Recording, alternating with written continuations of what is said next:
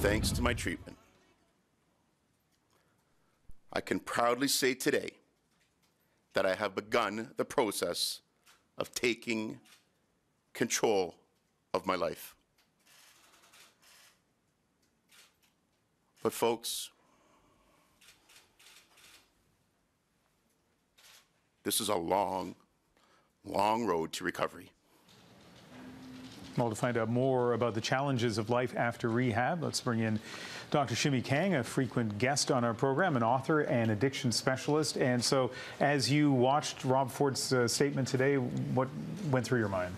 Well, as a psychiatrist, I think he's saying all the right things. He's acknowledging that he has the disease of addiction, that he was in denial of it, that it is lifelong, and he's committed to professional help and recovery, and he knows it's not going to be easy. It's going to be a tough journey.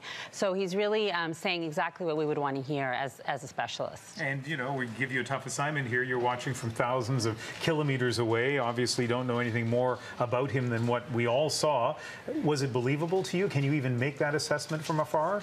It's tough, but, you know, we certainly see some individuals who come out of rehab and really the one time is life-changing for them. On the other end of the spectrum, there's some individuals who are in 20, 30 times. It really depends on the person, and he is saying the right things. He's showing emotion. He's apologizing for past mistakes. That's what we want to hear, and we want to hear them in a genuine, authentic way. If you had a patient like him in his situation, would you want him to stay as far away from City Hall and the campaign as possible?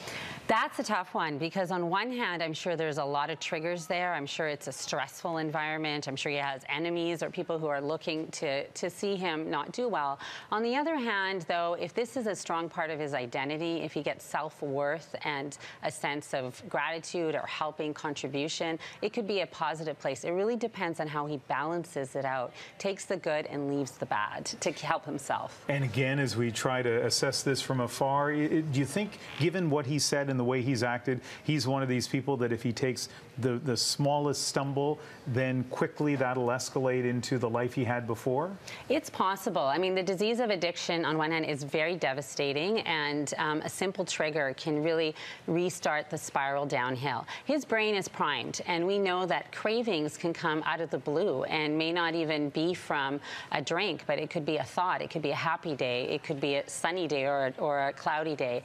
So all of those things are going to be in his environment, and yes, it could lead to him down. If he has support and a good structure around him and people who are watching out for him, that gives him the best chances. And so among the people watching us, they may not have a position like him, but some of them may go through or have family members that go through this.